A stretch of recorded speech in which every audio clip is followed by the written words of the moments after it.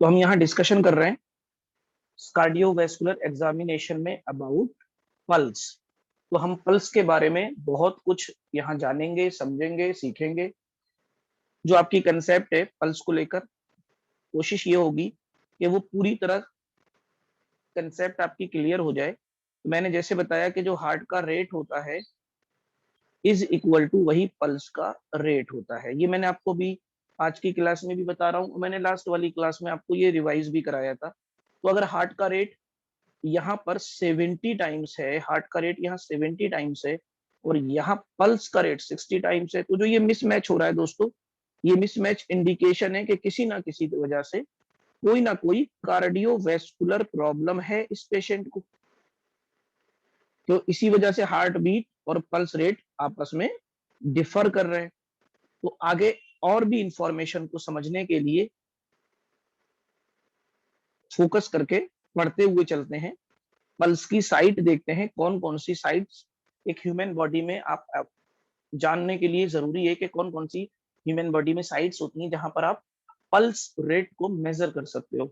तो मैं वो पल्स साइट आपको दिखाता हूं। तो जैसे यहाँ पर आप एक बार में याद कर लोगे, पल्स पॉइंट्स कहते हैं इनको, pulse points over major arteries.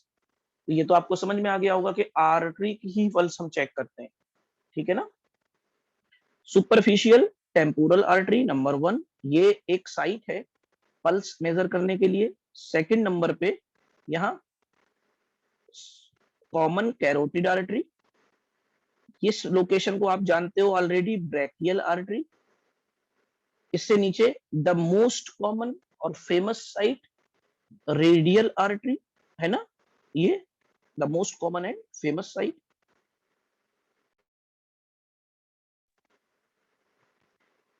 Next inguinal region में अगर आप आ जाते हो पल्स देखने के लिए, this is the femoral artery.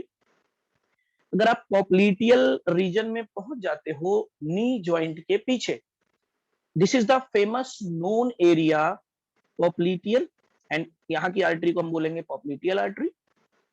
उसके बाद आप नीचे आते हो और टीबियल साइड में पोस्टीरियर चले जाते हो। टीबियल साइड एक लेटरल साइड में फिबुला होता है और टीबियल साइड मीडियल साइड में टिबिया होती है। तो मैंने कहा तो टीबियल वाली साइड है, टिबिया वाली साइड है, वहां पर आप पोस्टीरियरली चले जाइए। वहां पर एक पल्स पॉइंट मिलेगा आपको जिसको हम बोलेंगे पोस्टीरियर टिबियल आर्टरी। और सामने डोर्सल साइड ऑफ पैर, ये जो आपका ये तो थाई हो गई आपकी, ठीक है। सर्जरी में अलग तरह से डिवाइड करते हैं लोअर लिम्ब को और एनाटॉमी में अलग तरह से डिवाइड करते हैं, ठीक है ना। तो यहाँ सर्जरी में बोलते हैं थाई, इसको बोलते हैं लेग, इसको बोलते हैं फुट। इस तरह से सर्जरी में डिवीजन होता है लोअर लिम्ब का, थाई, लेग एंड फुट, ठीक है। तो यहाँ जो फुट है इसकी जो डोर्सल साइड पे एक आर्टरी होती है उसको नाम देते हैं डोर्सेलिस पेडिस आर्टरी। ये वो इंपॉर्टेंट साइट्स थी जहां पर कोई भी डॉक्टर पल्स को मेजर कर सकता है और कोई भी डिफरेंस अगर हार्ट रेट से यहाँ पर नजर आता है तो ये इंडिकेशन है एक तरह से कार्डियोवैस्कुलर प्रॉब्लम्स का। तो कार्डियोवैस्कुलर एग्जामिनेशन में ये भी सेम वही फिगर है, इसको भी आप ऑब्जर्व कर सकते हो। मैं अगर आपको यहाँ दिखाऊं, ठीक है,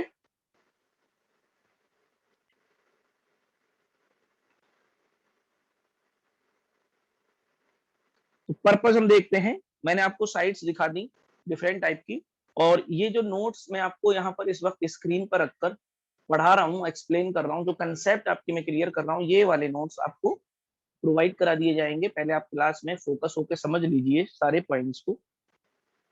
पर्पस अगर हम बात करेंगे, purposes of taking pulse rate, तो पहला, एक तो हम क्या करते हैं, स्टेब्लिश करते हैं बेस लाइन डेटा आगे के इवेल्युएशन के लिए। तो पहला तो हमारा ये पर्पस होता है। सेकंड पर्पस क्या होता है पल्स रेट लेने का, कि जो पल्स रेट है वो नॉर्मल रेंज में है कि नहीं है। और हम लोग जानते हैं कि नॉर्मल जो पल्स रेट होता है 60 to 100 होता है in an adult person. Again I want to repeat कि जो नॉर्मल पल्स रेट होता है इन एन एडल्ट पर्सन वो 60 to 100 होता है। तो एक तो हम इसको इवेलुएट करते हैं कि नॉर्मल रेंज के अंदर है कि नॉर्मल रेंज के बाहर है। थर्ड हम क्या डिटरमाइन करते हैं, थर्ड नंबर पे मैं आपको बताना चाहूंगा दोस्तों, थर्ड नंबर पे हम डिटरमाइन करते हैं कि जो पल्स है वो रिदम से रेगुलर वे में बीट कर रही है या इरेगुलरली बीट कर रही है वो, ठीक है। तो पल्स रेट जो है डिटरमाइन करते हैं हम वेदर पल्स रिदम में है, रेगुलर है, या पल्स वॉल्यूम अप्रोप्राइट है या नहीं है। तो मैंने आपको एक पॉइंट बताया था यहाँ पर, जो वॉल्यूम होता है पल्स का वो हम कैरोटिड आर्टरी से फाइंड आउट करते हैं। तो इस पॉइंट को भूलना नहीं है, ये पॉइंट आपको हमेशा याद रखना है कि volume of the pulse is determined by carotid artery, ठीक है ना। तो जो 8 पॉइंट्स पल्स के मैंने आपको डिफाइन किए थे कि rate, rhythm, volume, character, radio, radial delay, radio femoral delay, condition of the arterial wall, तो ये जो हमने सारे 8 पॉइंट्स को लास्ट क्लास में डिस्कस किया था, उनमें से जो एक पॉइंट वॉल्यूम नाम से हमने पढ़ा था, उसमें मैंने बताया था कि जो वॉल्यूम का मेजरमेंट करते हैं हम, पल्स के वॉल्यूम का, वो हम कैरोटिड आर्टरी से करते हैं, ठीक है। तो एक तो हमारा ये मकसद हल हो जाएगा। तो हमने 3 मकसद, 3 एम पढ़े। फोर्थ क्या होगा कि जो पेरिफेरल पल्सेस हैं वो इक्वल हैं each side of body, are equal नहीं है, ठीक है ना। तो या तो इक्वल है या इक्वल नहीं है, ये हमको पता लगता है पल्स को मेजर करके। पेरिफेरल पल्सेस को हम राइट साइड की और लेफ्ट साइड की मेजर करते हैं। कई बार हम रेडियल और फीमोरल पल्स को मेजर करते हैं, कई बार हम रेडियल और रेडियल को मेजर करते हैं। तो राइट हैंड की रेडियल पल्स को मेजर करते हैं, लेफ्ट हैंड से कंपेयर करते हैं। बल्कि मेजर की जगह मुझे वर्ड यूज करना चाहिए सही मायने में कि हम कंपेयर करते हैं, क्लियर। तो रेडियल को रेडियल से कंपेयर करते हैं और कई बार हम रेडियल को फीमोरल से कंपेयर करते हैं। तो अलग अलग पल्सेस को आपस में कंपेयर करते हैं और हम एक ही बात को जानने के लिए ये कंपैरिजन करते हैं। वो बात क्या होती है कि जो हार्ट रेट ओरिजिनली पेशेंट का है, जो हम अस्कल्टेट करके पता लगाते हैं, हार्ट रेट जो हम अस्कल्टेट करके पता लगाते हैं, ये हम देखते हैं कि अगर ये 60 से 100 के बीच में है तो क्या बाकी जगहों पे भी सेम टू सेम यही पल्स रेट आ रहा है या डिफरेंट आ रहा है। तो अगर कोई डिफरेंस नहीं है तो पेशेंट हेल्दी और नॉर्मल है। हम फिर दूसरे फर्दर इवेल्युएशन करेंगे, अगर उसको कुछ सिम्टम्स है भी तो पल्स तो हमारी नॉर्मल में आ गई, क्योंकि सारे के सारे 8 पॉइंट्स नॉर्मल है। तो पल्स से तो हमको यही पता लगा कि नॉर्मल है पर्सन। बट अगर हम ये देखते हैं कि पेशेंट हमारे पास आया है क्लिनिक पर और उसको सिम्टम्स हैं, तो हम पल्स को तो अब छोड़ देंगे, बिकॉज पल्स तो हमने एग्जामिन कर ली और पल्स एग्जामिन करके हम जान गए कि पल्स के हिसाब से तो इशू नहीं है। बट अदर चीजें भी तो होती हैं, उनके हिसाब से हो सकता है कोई इशू हो, तो वो हम उनको इवेलुएट करेंगे। तो ये हो गए purposes of the taking pulse rate. Next is resting pulse rate, ठीक है। तो देखते हैं कि किस उम्र में और किस इंसान को पल्स रेट कितनी होती है। तो यहाँ पर अगर आप बात करोगे, जो बेबीज होते हैं अंडर 1 ईयर, जिन्हें हम इन्फेंट्स कहते हैं, उनकी जो पल्स रेट होती है 100 से 160 के बीच में होती है। 1 से 10 साल तक पल्स रेट का जो रेंज होती है 70 से 120 के बीच में होती है। 10 ईयर से लेके एडल्टहुड तक जो नॉर्मल पल्स रेट है,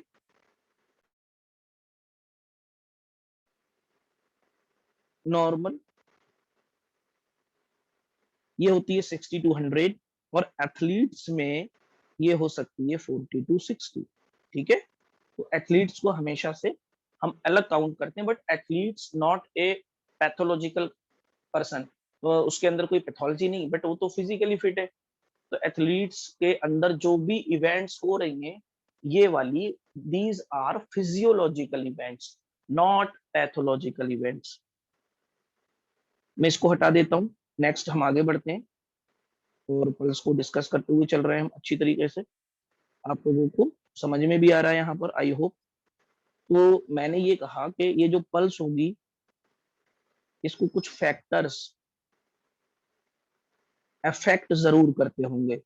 हमारे ऊपर हर चीज का तो असर हो जाता है, इमोशंस का असर हो जाता है। जब हमारे ऊपर असर हो जाता है कि कोई हमको आई लव यू बोल देता है, पूरी फिजियोलॉजी पलट जाती है अजीब सी। हमारे खुशी के इंसान फूला नहीं समाता है, गुलाब का फूल हाथ में लेके आंखों में चमक आ जाती है, चेहरे पे ग्लो आ जाती है, हाँ? हार्ट जोर से धड़कने लगता है, भाई आई लव यू बोल दिया, आई लव यू बोल दिया, है ना? तो एक सिंगल का एक लफ्ज अगर कोई बोल दे तो उसका इफेक्ट हो जाता है। ऐसे कोई दिल तोड़ दे, कितने लोग दारू पीने लगते हैं, लीवर सिरोसिस करके बैठ जाते हैं, है ना? कई लोग स्मोकिंग करने लगते हैं, एम्फाइसीमा करके बैठ जाते हैं, तो रेस्पिरेटरी की प्रॉब्लम भी एक लफ्ज ने कर दी, एक लफ्ज ने इंसान को खूबसूरत और ग्लोविंग भी बना दिया। तो जब लफ्जों का असर इतना हो सकता है, तो कुछ ऐसे फैक्टर जरूर होंगे जो हार्ट रेट पे अपना असर छोड़ते होंगे। तो देखते हैं वो कौन से फैक्टर हैं। और ओरिजिनली मैं हार्ट रेट का मतलब पल्स रेट ही ले रहा हूँ, तो आप लोग पल्स रेट को ही फोकस करना, क्योंकि मैंने पहले बताया कि अगर एक नॉर्मल और हेल्दी पर्सन है तो दोनों जो इवेंट्स होंगी, हार्ट रेट वाली इवेंट और पल्स रेट वाली, वो बराबर ही होगी। तो यहाँ पर फैक्टर जो है अफेक्ट कर सकते हैं। एक तो एज होती है, जैसा कि अभी हमने देखा है कि एज के अकॉर्डिंग पल्स रेट, जैसे जैसे एज बढ़ती जा रही है पल्स रेट घटता जा रहा है। तो बेबीज की जो थी 160 तक थी, 1 से 10 ईयर तक जो थी वो 120 तक थी, 10 ईयर से और एडल्ट होने तक 100 हो गई थी, और एथलीट्स में 40 टू 60 थी। तो जैसे जैसे एज बढ़ रही है वो पल्स रेट घट रही है, और एक नॉर्मल कंडीशन जो होती है वो 60 टू 100 होती है। यहाँ आकर पल्स रेट अपना स्टॉप हो जाती है, या ये कह सकते हैं कि यहाँ पर नॉर्मल हेल्दी पर्सन की जो पल्स रेट होती है वो इस रेंज में आके बिलोंग करती है। फिर कभी 65 हो गई, कभी 78 हो गई, कभी 84 हो गई, कभी 92 हो गई, बट 60 टू 100 ही रहती है अगर वो हेल्दी है। ठीक है दोस्तों, जेंडर का भी इफेक्ट मैंने दिखाया, और एक्सरसाइज और फीवर। अब इसको देखते हैं हम कि इनका क्या अपना अलग अलग असर होता है। ठीक है ना? मेडिकेशन, हार्ट रेट कम करना चाहो, हार्ट रेट को अगर कम करना चाहो तो आप कोलिनर्जिक ड्रग्स दे दो। अगर हार्ट रेट को आप बढ़ाना चाह रहे हो तो एड्रीनर्जिक ड्रग्स दे दो। तो एड्रीनर्जिक ड्रग्स हार्ट रेट बढ़ा देंगी, कोलिनर्जिक ड्रग्स घटा देंगी।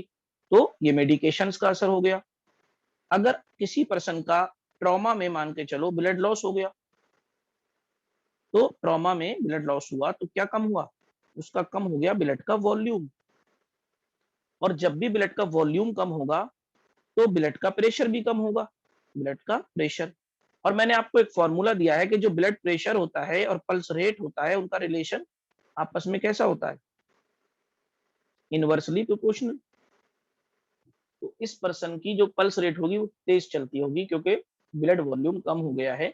तो कंपनसेटरी इफेक्ट आएगा, मतलब हार्ट जल्दी जल्दी पंप करेगा ताकि पूरे ऑर्गेन को ब्लड पहुंचे, ऑक्सीजन पहुंचे।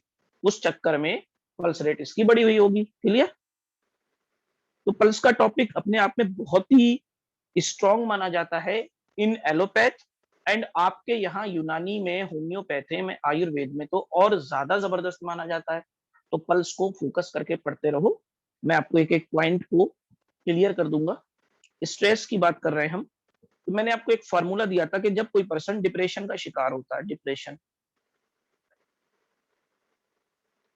डी फॉर डिप्रेशन, मैंने एक फॉर्मूला दिया, एक ट्रिक दी थी, या निमोनिक कह लो।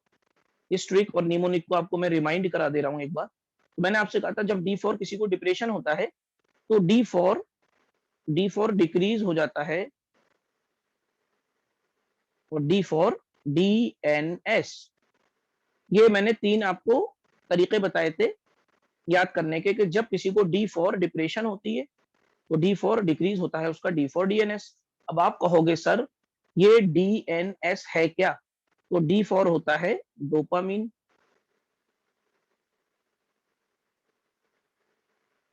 एन फॉर नॉर एड्रीनेलिन,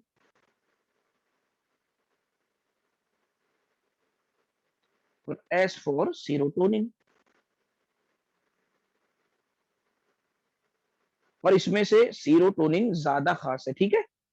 तो डिप्रेस्ड, जो डिप्रेशन का शिकार लोग होते हैं, अगर हम ये तीनों केमिकल मैसेंजर को चेक करेंगे, इन इन केमिकल्स को चेक करेंगे, तो डी फॉर डोपामिन भी, या तो डोपामिन कम हुआ, या फिर नॉरेडिनिलिन, या फिर सीरोटोनिन। लेकिन मैंने कहा कि अगर तीनों में से खास की बात करोगे, सीरोटोनिन ज्यादा खास होता है। ये डिफाइन करता है कि डिप्रेशन उसको हुआ है तो कितना कम हुआ है सीरोटोनिन। तो सीरोटोनिन ज्यादा खास होता है, इसीलिए इनके ऊपर दवाएं बनाई गई हैं एंटी डिप्रेसेंट जिसका नाम होता है सीरोटोनिन रीअपटेक इनहिबिटर, ठीक है ना। तो सीरोटोनिन रीअपटेक इनहिबिटर नाम से एक बाकायदा ग्रुप है दवाओं का जो डिप्रेशन को ओवरकम करने के लिए या उसको ट्रीट करने के लिए हम बना के रखे हुए हैं। तो इस तरह से स्ट्रेस का अपना रोल है, जब कोई डिप्रेशन में होगा तो हार्ट रेट स्लो हो जाएगा उसका। इसी तरह से कोई एंजाइटी का शिकार है तो हार्ट रेट बढ़ जाएगा उसका। तो हार्ट रेट बढ़ेगा तो पल्स रेट बढ़ेगा, बिकॉज फॉर्मूला तो हमारा वही रहेगा, मैंने आपको ऑलरेडी बताया है, heart rate is equal to pulse rate. एक नॉर्मल और हेल्दी पर्सन में हार्ट रेट और पल्स रेट में कोई डिफरेंस नहीं होता, सेम सेम। अगर heart rate 72 time per minute है तो पल्स रेट भी 72 टाइम पर मिनट होगा। अगर heart rate 80 time per minute है तो पल्स रेट भी 80 टाइम्स पर मिनट होगा। तो मैंने तो पहले ही आपको डिफाइन कर दिया है कि एक हेल्दी इंडिविजुअल्स में किसी भी तरह से हार्ट रेट में पल्स रेट में कोई डिफरेंस नहीं होगा। बट मैंने आपको यहाँ कुछ कंडीशंस बता दी कि ड्रग इंड्यूस्ड हो सकता है, हार्ट रेट कम भी हो सकता है, ज्यादा भी हो सकता है। मैंने ये भी बता दिया लॉस ऑफ ब्लड की वजह से क्यों टैकी कार्डिया होता है, क्यों हार्ट रेट होता है। इस स्ट्रेस में जैसे मैंने एग्जांपल दिया कि डिप्रेशन में कम हो जाएगा, एंजाइटी में बढ़ जाएगा। पोजीशन चेंजेस में भी फर्क पड़ता है, लेटा हुआ है, सुपाइन है, हार्ट रेट कुछ और होगा, सिटिंग पोजीशन में कुछ और होगा, स्टैंडिंग पोजीशन में कुछ और होगा। तो थोड़ा सा वेरिएशन आएगा बट चेंज तो आएगा, तो कंडीशन का असर तो पड़ेगा। इसके अलावा हार्ट डिजीजेज में तो ये तो भाई अपने आप में यही तो पढ़ना है हमको, यही तो सीखना है कि अगर हार्ट की डिजीज है तब हार्ट रेट और पल्स रेट में क्या डिफरेंस आएगा। यही तो हम सीखने के लिए पल्स के बारे में जान रहे हैं। तो जैसा मैंने आपको बताया कि आपके अपनी पैथी में भी पल्स बहुत इंपॉर्टेंट टॉपिक है, वैसे ही मेरी एलोपैथ में भी pulse very very important topic. आगे पढ़ते हैं इसको, जब इतना इंपॉर्टेंट टॉपिक है तो आई होप आप लोग फोकस करके स्टडी कर रहे हैं इसको।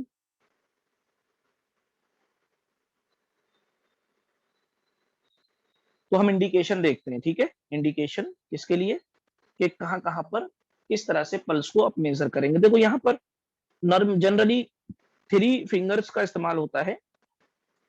जनरली यहाँ पर एक रिंग फिंगर भी बना लो, रिंग फिंगर, और ये हो गई इंडेक्स फिंगर, और ये हो गई मिडिल फिंगर, ठीक है ना। तो इस तरह से 3 फिंगर्स की जो टिप होती हैं वो आप रेडियल आर्टरी पर रखिए, आपको बीट का एहसास होगा। इसके अलावा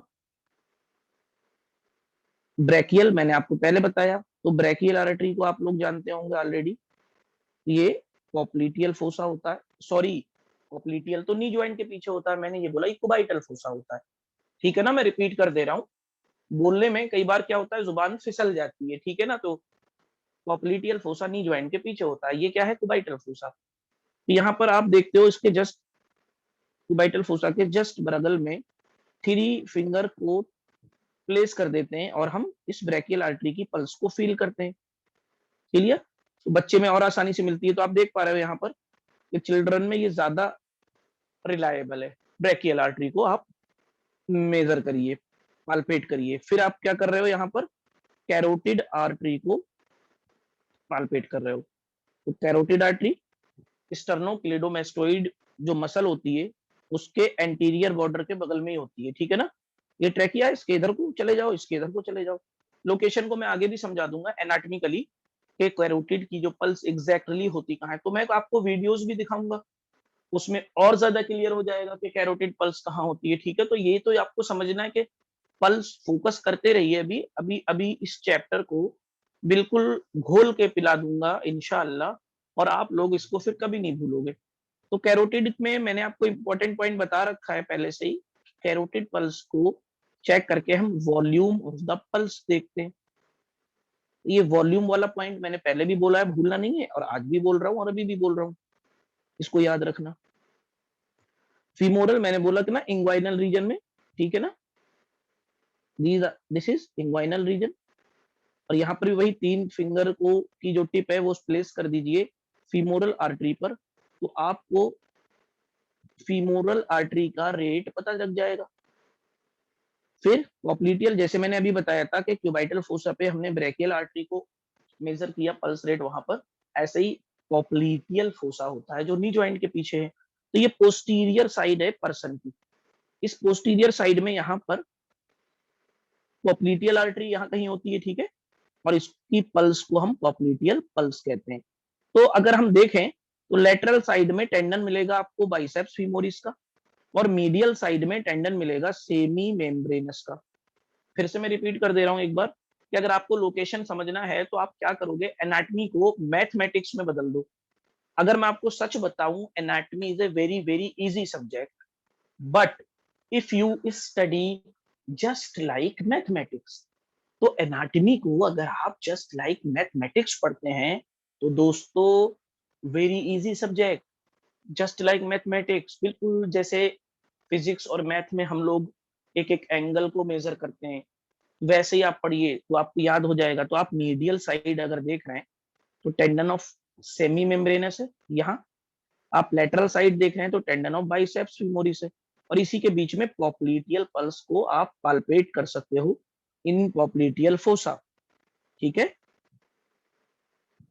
इसके जस्ट नीचे गैस्ट्रोनीमियस मसल होती है। ठीक है, तो मैंने आपको पहले ही बता दिया था ये पोस्टीरियर व्यू है। तो पॉप्लिटियल पल्स को कैसे पाल्पेट करेंगे और उसकी लोकेशन कहाँ होती है, दोनों पॉइंट आपको याद रखना है जो मैंने अभी आपको एक्सप्लेन किए हैं।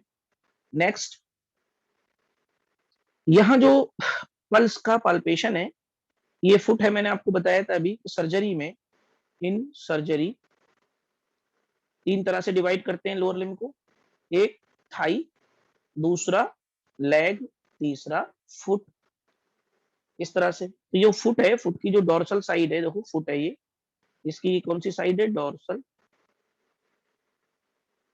इस डोर्सल साइड में डोर्सेलिस पेडिस आर्टरी होती है, डोर्सल साइड में होती है डोर्सेलिस पेडिस आर्टरी।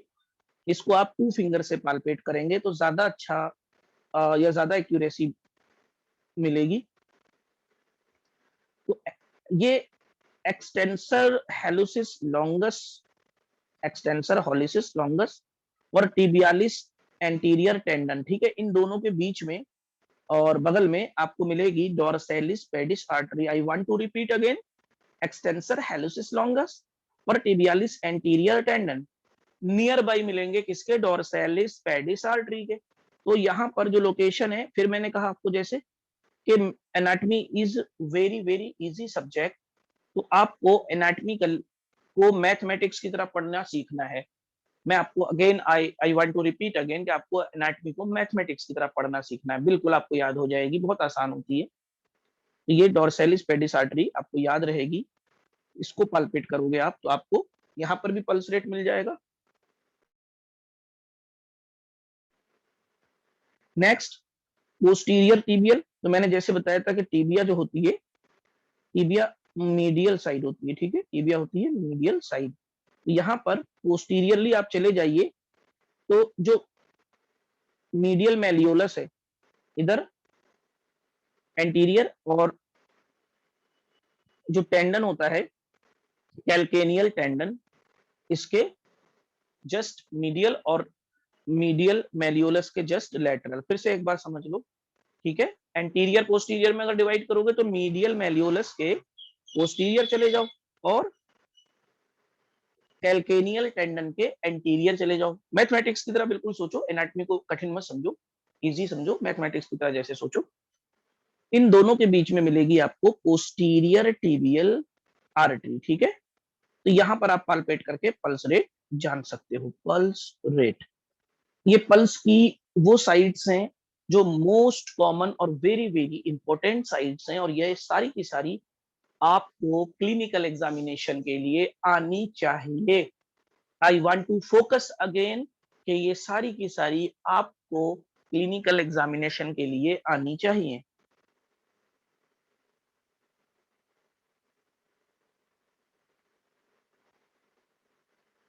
अब क्या चेक करना है हमें, सवाल यहाँ पैदा होता है, क्या चेक करने के लिए हम पल्स को इतना डिटेल से पढ़ रहे हैं, कोई तो रीजन होगा, ठीक है। तो हमको क्या क्या चेक करना है, मैंने 8 पॉइंट बताए थे, 8 पॉइंट्स लास्ट क्लास में आपको बताए थे। उन 8 पॉइंट्स में से ये 4 इंपॉर्टेंट पॉइंट हैं। नंबर 1 रेट, नंबर 2 वॉल्यूम या strength, number 3 rhythm frequency, number 4 depth. ये 4 पॉइंट को आप इंपॉर्टेंट पॉइंट मान के चलिए 8 पॉइंट के अंदर के। पता आपको 8 के 1 पॉइंट होने चाहिए, बट ये 4 तो सबसे ज्यादा जरूरी है, सबसे ज्यादा खास है, तो इनको तो नहीं ही भूलना है। ठीक है। कैसे चेक करना है पल्स रेट, सवाल अब ये पैदा होता है। तो ये स्टेप बाय स्टेप मैं आपको सब कुछ बताता जा रहा हूं। तो पल्स रेट को चेक कैसे करेंगे, क्यों पल्स रेट चेक करेंगे, डिफरेंट डिफरेंट कंडीशंस का क्या असर होता है पल्स रेट पर, कौन कौन सी इंपॉर्टेंट साइंस है पल्स की, और कौन कौन सी इंपॉर्टेंट आर्टरीज हैं, पेरिफेरल आर्टरीज, जिसमें हम पल्स को मेजर करेंगे और पल्स रेट निकालेंगे। तो all discussions are around pulses, ठीक है ना, डिफरेंट डिफरेंट पल्सेस। तो इन सारे डिस्कशंस का अब निचोड़ हम जो भी बनाए हैं उसकी तरफ जा रहे हैं।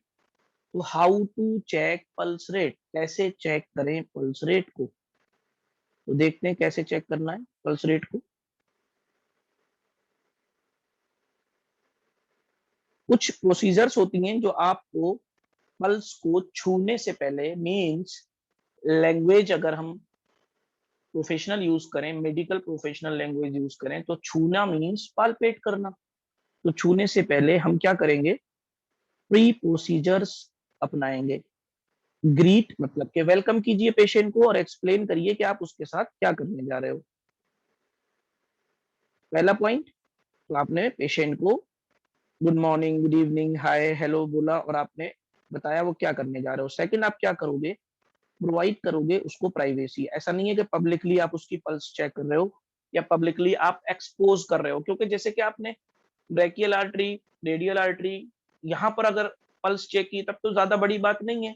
बट अगर आप फीमोरल को आप पालपेट करना चाहते हो और एक्सपोज करके, तो कोई पब्लिकली तो एक्सपोज कर नहीं सकते, this is the wrong method. तो यहाँ पर आप प्राइवेसी मेंटेन करोगे पेशेंट को अपने चैम्बर में, और परफॉर्म करेंगे आप हैंड हाइजीन। तो बेहतर या तो आप सैनिटाइजर यूज कर लीजिए, otherwise hand washing is the good method for hand hygiene.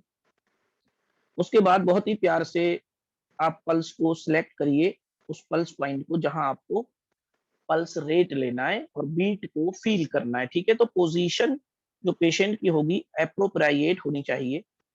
ज्यादातर कंप्लीटली सुपाइन नहीं लेते हैं हम सीवीएस एग्जामिनेशन में। तो हम क्या करते हैं, मोस्ट ऑफ द टाइम, यानी कि जो ज्यादातर डॉक्टर्स पेशेंट को रखते हैं वो रखते हैं 45 डिग्री पर। ठीक है। इस तरह से टिल्ट रखते हैं 45 डिग्री पे। तो पेशेंट ना तो पूरी तरह सुपाइन होता है, ना ही पेशेंट पूरी तरह सिटिंग पोजीशन में होता है। तो इस तरह से काफी कंफर्टेबल पोजीशन होती है ये पेशेंट के लिए। आप उससे अच्छे से बात करते जाइए और पल्स को काउंट भी करते जाइए, तो वो एक फ्रेंडली माहौल तैयार होता है वहां पर। यही एक अच्छे डॉक्टर की पहचान है। जैसे कहा आज हमारी सोसाइटी में कहा जाता है कि डॉक्टर का नेचर अच्छा हो तो आधा मर्ज तो मरीज का ऐसे ही चला जाता है, ये ऐसे बोला जाता है।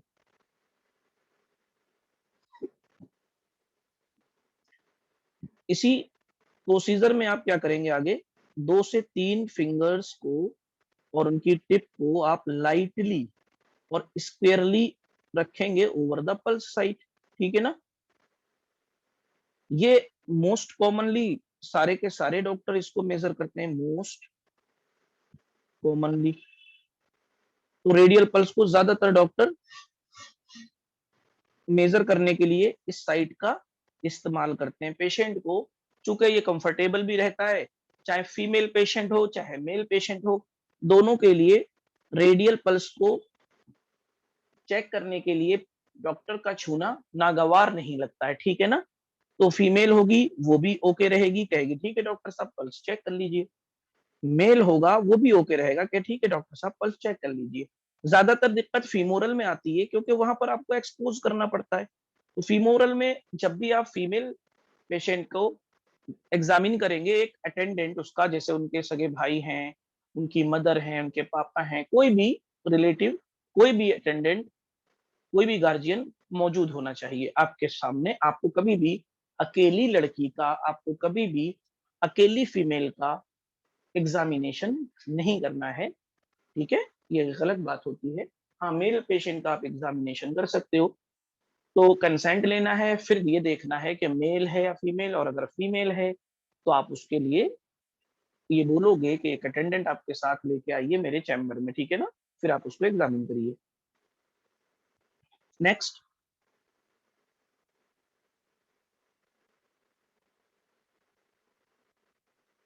यहाँ पर रेडियल पल्स में आप चेक करेंगे पल्स ऑन द रिस्ट, और ये इजीली चेक कर सकते हैं आप inside of your wrist, below your thumb, ठीक है ना? और gently place two finger of your other hand on this artery, दूसरे आर्टरी। देखिए यहाँ डॉक्टर अपनी पल्स को खुद चेक कर रहा है, देख रहे हो? योर पल्स का मतलब आप अपनी पल्स चेक कर रहे हो। तो जब आप क्लिनिकल एग्जामिनेशन की क्लासेस कर रहे होते हो, जैसे अभी मेरी क्लासेस आप कर रहे हो, तो यहाँ कोई पेशेंट तो अवेलेबल हो नहीं जाएगा, ऑनलाइन क्लासेस है।